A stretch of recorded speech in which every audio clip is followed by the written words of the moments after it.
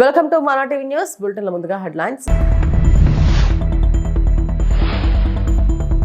ఉదయభాను చిప్ అరెస్టుపై బీజేపీ ఆగ్రహం. రాహుల్ గాంధీపై గౌరవ్ భాటియా తీవ్ర ఆరోపణలు.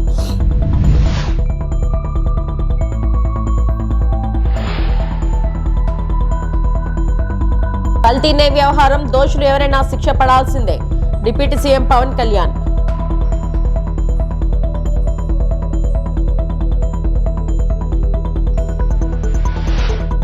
ప్రతి గిరిజన గూడానికి రోడ్డు అనుసంధానం. శాసనసభలో ప్రభుత్వ హామీ.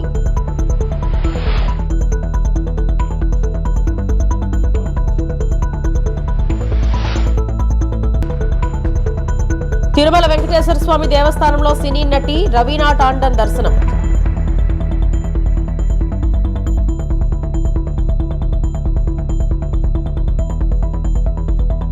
గత ప్రభుత్వం పనులకు రంగులు వేసి క్రెడిట్ తీసుకోవద్దు. మాజీ మంత్రి హరీష్ రావు.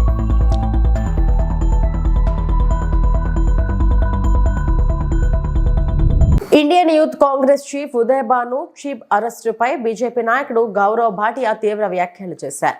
ఏఏ సమ్మిట్ సందర్భంగా యూత్ కాంగ్రెస్ కార్యకర్తలతో షర్ట్లెస్ నిరసన నిర్వహించినందుకు ఉదయభాను చిప్ ను అరెస్టు చేసినట్లు తెలిపారు. ఢిల్లీ పోలీసులు ఆయనను 7 రోజుల రిమాండ్కు కోరగా కోర్టు 4 రోజుల పోలీస్ కస్టడీకి పంపినట్టు చెప్పారు. ఈ వ్యవహారం వెనుక రాహుల్ గాంధీ కుట్ర ఉందని గౌరవ్ భాటియా ఆరోపించారు. దేశాన్ని అవమానపరిచే ప్రయత్నం జరిగిందని విమర్శించారు. రాహుల్ గాంధీ రాజ్యాంగాన్ని సరిగ్గా చదవలేదని, భారత ప్రతిపక్ష నేత దేశానికి బలహీనమైన కడియం అయ్యారని వ్యాఖ్యానించారు. ప్రతి భారత పౌరుడు రాజ్యాంగాన్ని గౌరవిస్తారని, అదే దేశాన్ని ఏకం చేసే దారమని గౌరవ్ భాటియా పేర్కొన్నారు.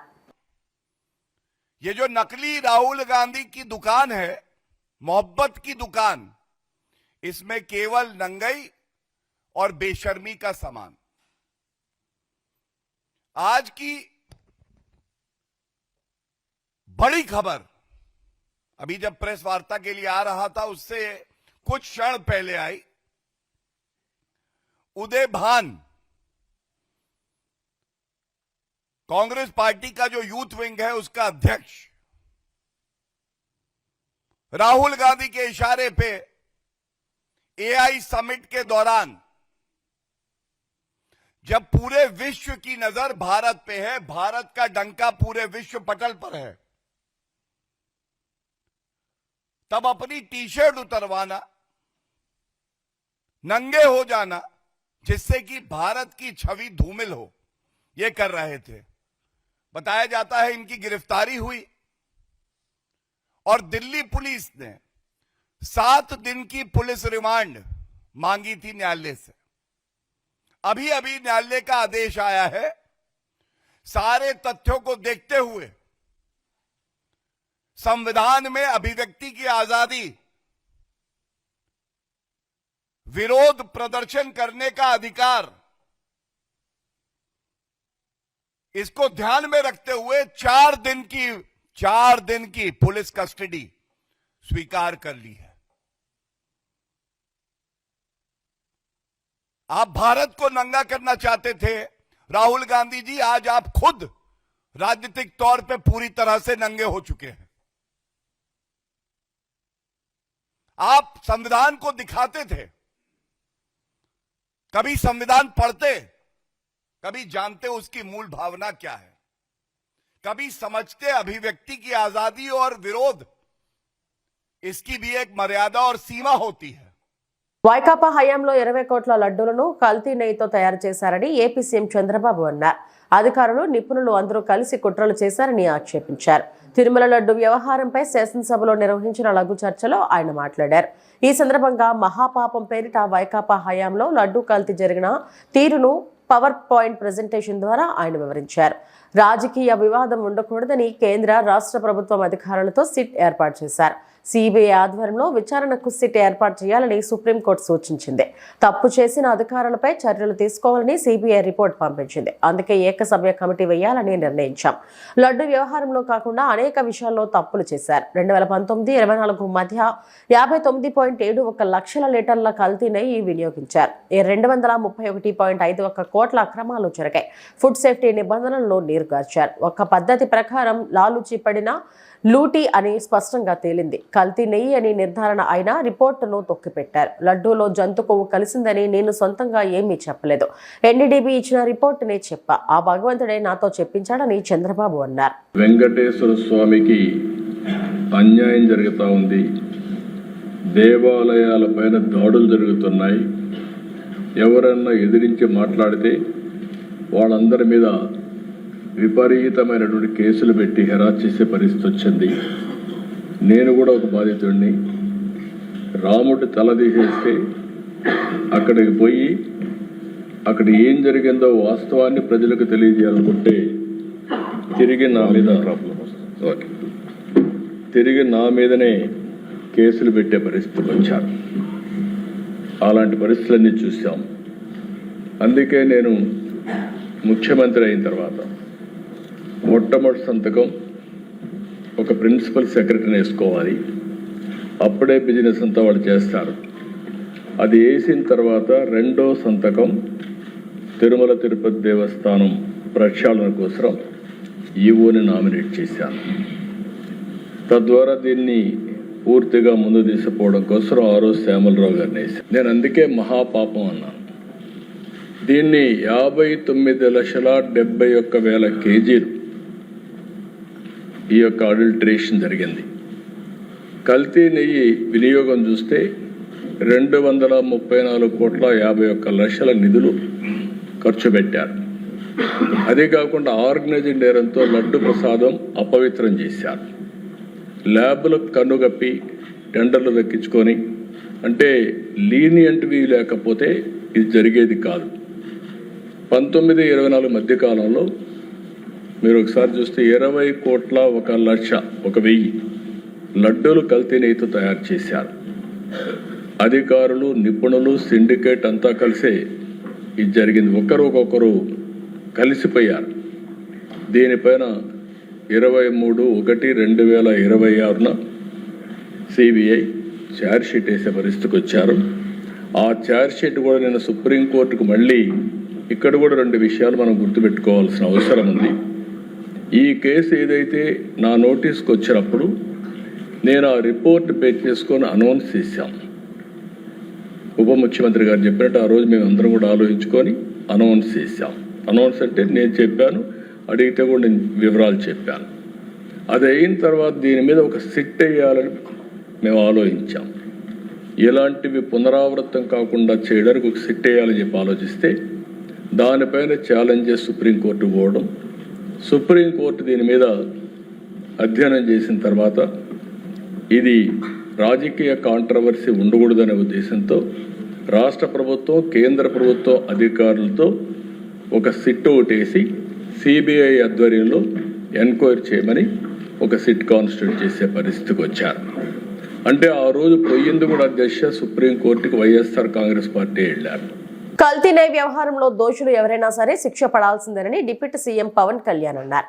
తిరుమల లడ్డు కల్తీ వ్యవహారంపై శాసనసభలో జరిగిన లఘు చర్చలో ఆయన మాట్లాడారు. కల్తీ నెయ్యిలో ఏ రసాయనాలు వాడారో ఆ పెరుమాళ్లకే తెలియాలన్నారు.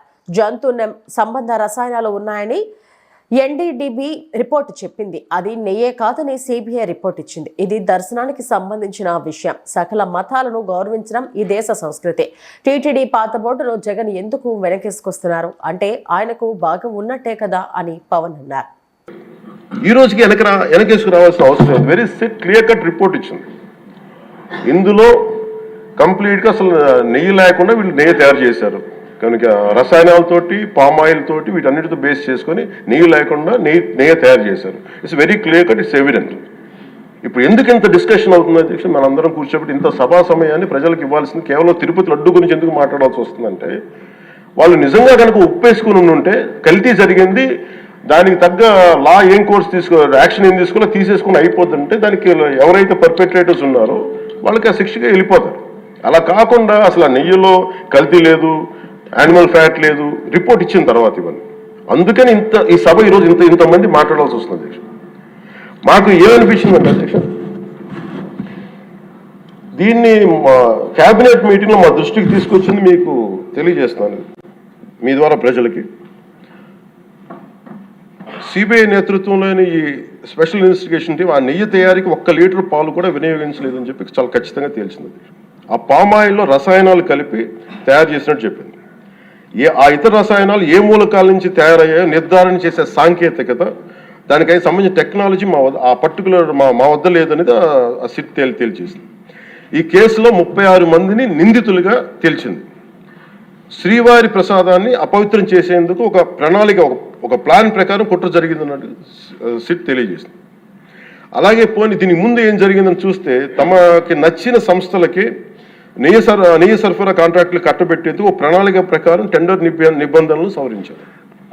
నెయ్యి సరఫరాకి సంస్థకి ఉండాల్సిన కనీస వార్షిక టర్నోవర్ 250 కోట్ల నుంచి 150 కోట్లకు తగ్గించారు.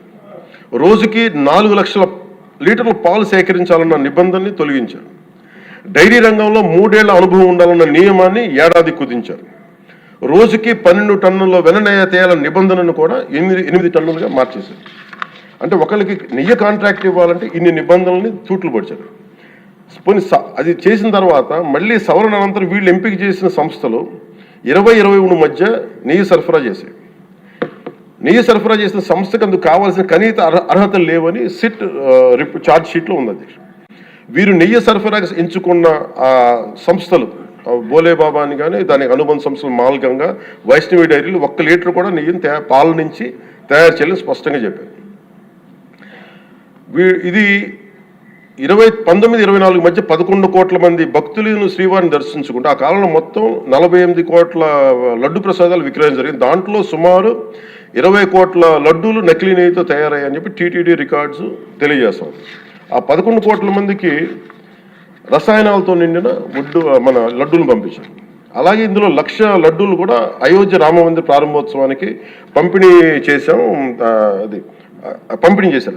ఏపీ రాష్ట్రంలోని ప్రతి గిరిజన గూడానికి రోడ్డు సౌకర్యం కల్పించేందుకు చర్యలు తీసుకుంటున్నట్టు ప్రభుత్వం శాసనసభలో వెల్లడించింది. అడవి తల్లి బాట కార్యక్రమం ద్వారా ఇప్పటికే అనేక గ్రామాలకు రోడ్లు నిర్మించినట్లు తెలిపింది. జనసేన సభ్యుడు కొనతాల రామకృష్ణ అడిగిన ప్రశ్నకు ఉప ముఖ్యమంత్రి తరపున మంత్రి నాదెండ్ల మనోహర్ సమాధానమిచ్చారు. కొరియా గ్రామాల సమస్య పరిష్కారానికి ప్రభుత్వం కృషి చేస్తున్నట్లు స్పష్టం చేశారు. ప్రత్యేకంగా గౌరవ ఉప ముఖ్యమంత్రి గారు పంచాయతీరాజ్ శాఖ చేపట్టిన తర్వాత అనేక సంస్కరణలు, ప్రజలకు ఉపయోగపడే విధంగా కొత్త ఆలోచనలు, వాటితో పాటు గిరిజన ప్రాంతాల్లో అడవి తల్లి బాట అనేది ప్రత్యేకంగా ఆయన చేపట్టారు అధ్యక్ష. వాటికి అనేక కోణాల నుంచి ఆలోచించి అంతిమంగా ఈ ప్రాంతాల్లో నివసిస్తున్న మన గిరిజనులు జాతి సంపదగా మనం భావించుకుని వారికి ప్రత్యేకంగా మనం అందించాల్సిన సౌకర్యాల గురించి ఫోకస్ చేస్తూ ఈ విధంగా పంచాయతీరాజ్ శాఖలో కొన్ని సంస్కరణలు తీసుకొచ్చారు అధ్యక్ష. మొదటి ప్రశ్నకు గౌరవ సభ్యులు రామకృష్ణ గారు అడిగిన దానికి ప్రధాన్ మంత్రి జన్మన్, MGNREGS, అదేవిధంగా PRR ట్రైబల్ సబ్ ప్లాన్ గ్రాంట్ల కింద మంజూరు చేసిన పనులను అడవి తల్లి బాట కార్యక్రమం కింద చేపడుతున్నారు అధ్యక్ష. పంచాయతీరాజ్ శాఖ నిర్మించబోయే రోడ్ల మంజూరు వారీగా వివరాలు ఈ విధంగా నేను ఇప్పుడు చదువుతాను అధ్యక్ష. PM జన్మన్ కింద టోటల్ నంబర్ ఆఫ్ రోడ్స్ 303, అందులో బ్రిడ్జెస్ వంతెనలు 33, ట్రైబల్ హ్యాబిటేషన్స్ 341, దాని లెంత్ 865.96 కిలోమీటర్ల అధ్యక్ష. దానికి శాంక్షన్ చేసిన అమౌంట్ 914.44 లక్షలు.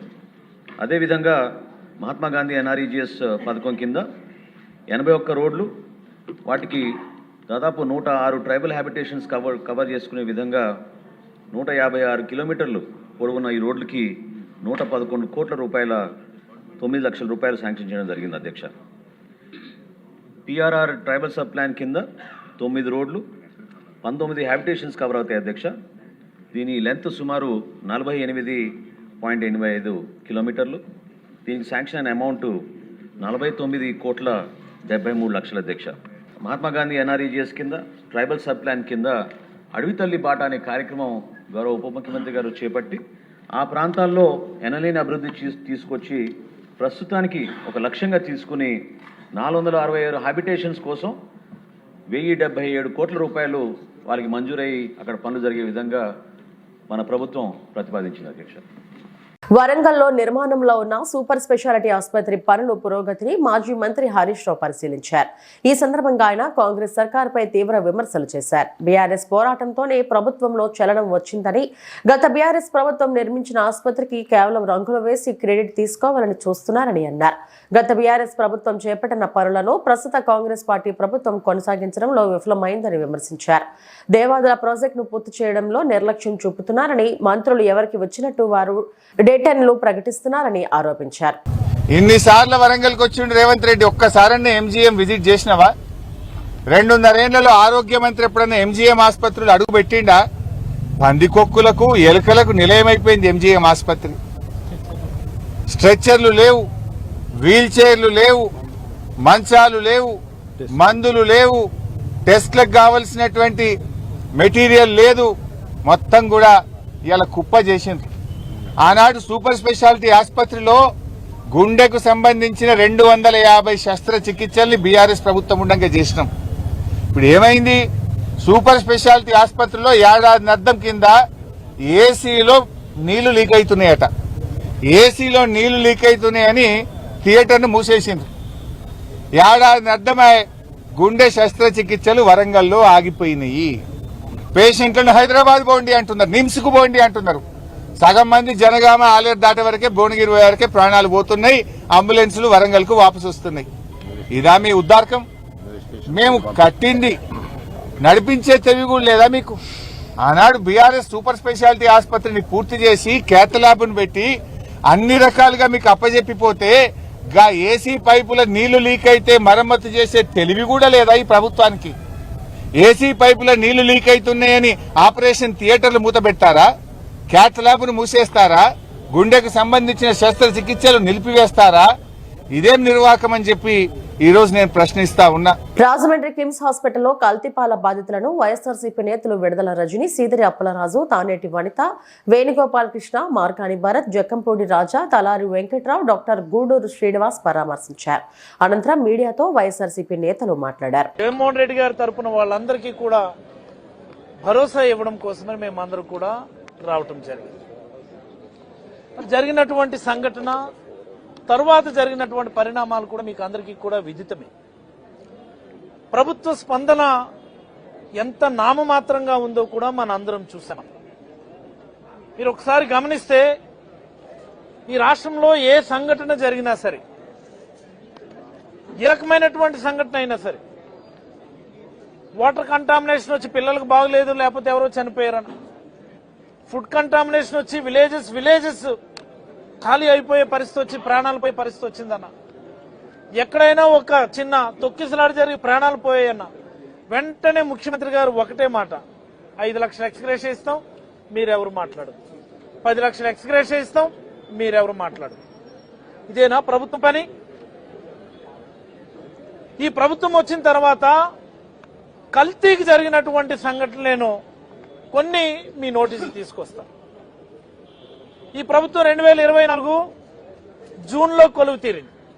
జూన్లో on the very next month 2024 జూలైలోనే మా శ్రీకాకుళం జిల్లా కేజీబీవి అంటే ఒక మహిళ గర్ల్స్ కి సంబంధించినటువంటి హాస్టల్ కేజీబీవి వాటర్ కంటామినేషన్ అని సుమారుగా ఒక 20 మంది పిల్లలు హాస్పిటలైజ్ అయ్యారు. అసలు అదే రోజు కానీ ప్రభుత్వం కళ్ళు తెచ్చుంటే, అదే రోజు కానీ ప్రభుత్వానికి నిజంగా చిత్తశుద్ధి ఉంటే హాస్టల్స్ లో వాటర్ కంటామినేషన్ ఏంటి, హాస్టల్స్ లో ఫుడ్ కంటామినేషన్ ఏంటి, గత 5 ఏళ్లు కూడా ఈ రకమైనటువంటి వార్తలు మనం ఎక్కడా చూడలేదు కదా జగన్మోహన్ రెడ్డి గారి హయాంలో అన్నటువంటి కనీస జ్ఞానం ఉండుంటే ఈ రోజు ఇలాంటి పరిస్థితులు వచ్చేవి కాదు. అనంతపురం జిల్లా కోర్టుకు 3వ బాంబు బెదిరింపు మెయిల్స్ వచ్చాయి. ఇటీవల కాలంలో గుర్తు తెలియని వ్యక్తుల పేర్లపై 2 సార్లు కోర్టుకు బాంబు బెదిరింపు జీమెయిల్స్ వచ్చాయి. ఇవాళ మరోమారు రమీజా, హుస్సేన్ పేరుపై మూడోసారి బాంబు బెదిరింపు మెయిల్స్ రావడంతో న్యాయవాదులు ఆందోళన వ్యక్తం చేశారు. బాంబు స్క్వాడ్ రెండో పట్టణ పోలీసులు కలిసి ఆయా పరిసర ప్రాంతాల్లో పరిశీలించారు. ఇవాళ 11:05 బాంబు పేలుతుందని, మధ్యాహ్నం ఇస్లామిక్ ప్రార్థనకు భంగం కలుగుతుందని, 15 RVX బాంబులను అమర్చబడినట్లు మెయిల్ ద్వారా పంపిన లేఖలో పేర్కొన్నారు. బాంబు బెదిరింపు మెయిల్స్ వ్యవహారంపై న్యాయవాదులు అసంతృప్తి వ్యక్తం చేస్తున్నారు. 3 సార్లు జిల్లా కోర్టుకు బెదిరింపు మెయిల్స్ వచ్చినా పోలీసులు మెయిల్స్ పంపిన వారిని ఎందుకు గుర్తించడం లేదని ప్రశ్నిస్తున్నారు. వెంటనే అజ్ఞాత వ్యక్తులను పట్టుకోవాలని డిమాండ్ చేస్తున్నారు.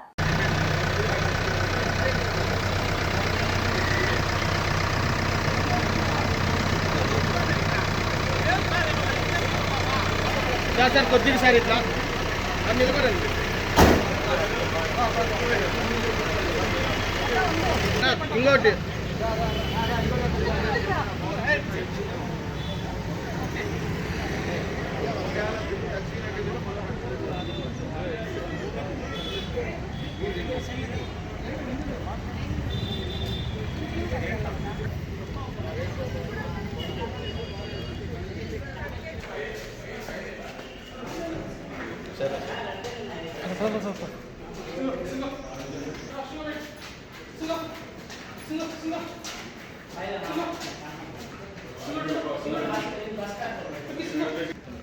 సింగో శబా సింగో బేటా వెరీ గుడ్ శబా సింగో సింగో సింగో సింగో వెరీ గుడ్ కమ్ సింగో ఫిష్ సింగో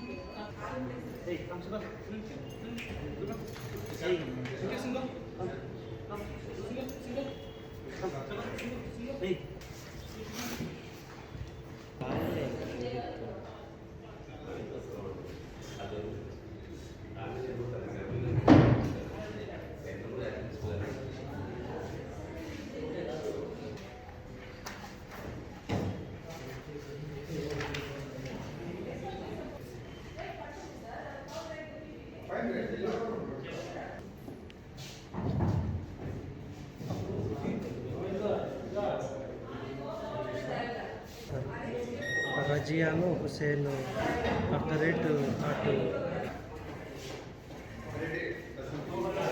ఖమ్మం కలెక్టరేట్ ప్రాంతం వెలుగుమట్టల్లోని 62 ఎకరాల భూదాన్ భూముల్లో నివసిస్తున్న 2000 మందిని కొంతమంది కాంట్రాక్టర్ల ప్రయోజనం కోసం కాంగ్రెస్ ప్రభుత్వం అన్యాయంగా ఖాళీ చేస్తుందని, 15 సంవత్సరాల క్రితం భూదాన్ భూముల వాళ్లు పేదలకు పట్టాలు ఇచ్చారని, వాళ్లకు నివాసం ఉండటానికి హక్కు కూడా ఉందని, హైకోర్టు కూడా వాళ్ళకి పట్టాలు ఇచ్చిందని, పేదలను ఇబ్బంది పెట్టదని స్టే ఇచ్చి వాళ్లకు నీళ్లు, కరెంటు, స్కూల్ కూడా ఇవ్వండి హైకోర్టు ఆదేశాలు ఇచ్చిందంటూ, ఇన్ని ఆదేశాలు ఉన్నప్పటికీ కాంగ్రెస్ ప్రభుత్వం ఏకపక్షంగా ఎందుకు పేదలకు కూలుస్తున్నారో అర్థం కావడం లేదని అడ్వకేట్ సుగుణారావు అన్నారు. అక్కడ ఆఫ్ చేసిండు బండి వస్తుంది మాదే బండి ఇప్పుడు మీరు దేశపోతారు మీ బండి మీద ఆడ బారదింటారుగా అందుకోసం బండిలో ఎంత కదా మీకు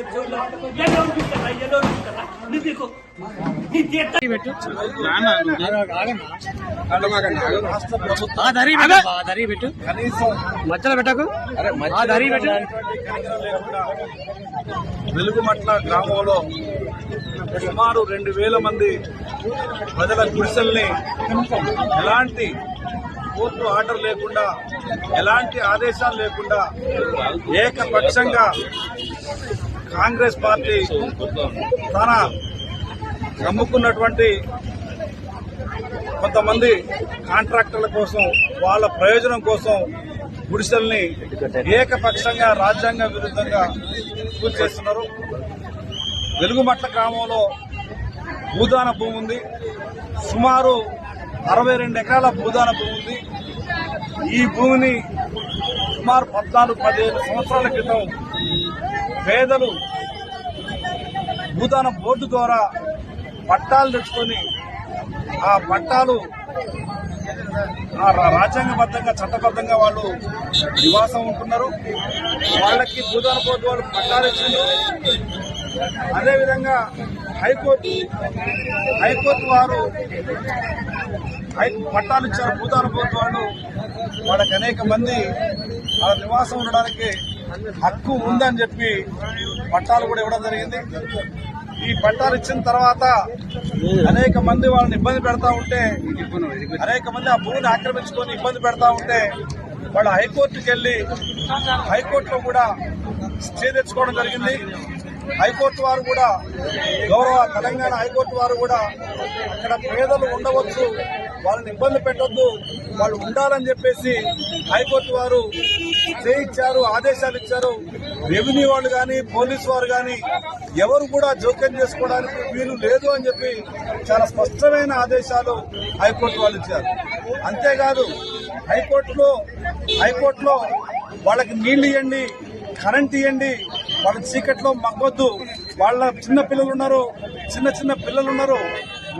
వాళ్ళకి స్కూల్ ఏర్పాటు చేయండి, హాస్పిటల్ ఏర్పాటు చేయండి, కరెంట్ ఇవ్వండి, నీళ్లు ఇవ్వండి అని చెప్పేసి కూడా హైకోర్టు వాళ్ళు ఆదేశాలు ఇచ్చారు. అదేవిధంగా లోయర్ కోర్టు ఖమ్మం కోర్టు వారు కూడా వాళ్ళని గుడిసెలు తీసేయడం కోసం, ఇండ్లు తీసేయడం కోసం ప్రయత్నం చేస్తే ఆ ఇండ్లు తీసేయవద్దని చెప్పి ఇక్కడ లోకల్ కోర్టు వారు కూడా ఆదేశాలు ఇవ్వడం జరిగింది, ఇంజక్షన్ ఆర్డర్ ఇవ్వడం జరిగింది. ఆ తర్వాత స్టేటస్ కో ఎట్లుందో అట్లా ఉంచండి భూమిని, ఆ గుడిసెలు కానీ ఇండ్లు కానీ వాటిని కూల్చొద్దు, వాళ్ళని డిస్టర్బ్ చేయొద్దు, అవి ఎట్లుండగా అట్లా ఉంచండి అని చెప్పేసి కూడా లోయర్ కోర్టు ఖమ్మం కోర్టు గౌరవ పీడీఎం గారు ఆదేశాలు ఇవ్వడం జరిగింది. తిరుమల శ్రీవారిని సినీ నటి రవీనా టాండన్ దర్శించుకున్నారు. మంగళవారం వీఐపీ ప్రారంభ విరామ దర్శన సమయంలో ఆమె స్వామివారి సేవలో పాల్గొన్నారు. ఆమెకు టీటీడీ అధికారులు స్వాగతం పలికి దర్శన ఏర్పాట్లు చేశారు. దర్శనం అనంతరం రంగనాయకుల మండపంలో పండితులు ఆమెకు ఆశీర్వచనం చేసి స్వామివారి తీర్థ ప్రసాదాలను అందజేశారు.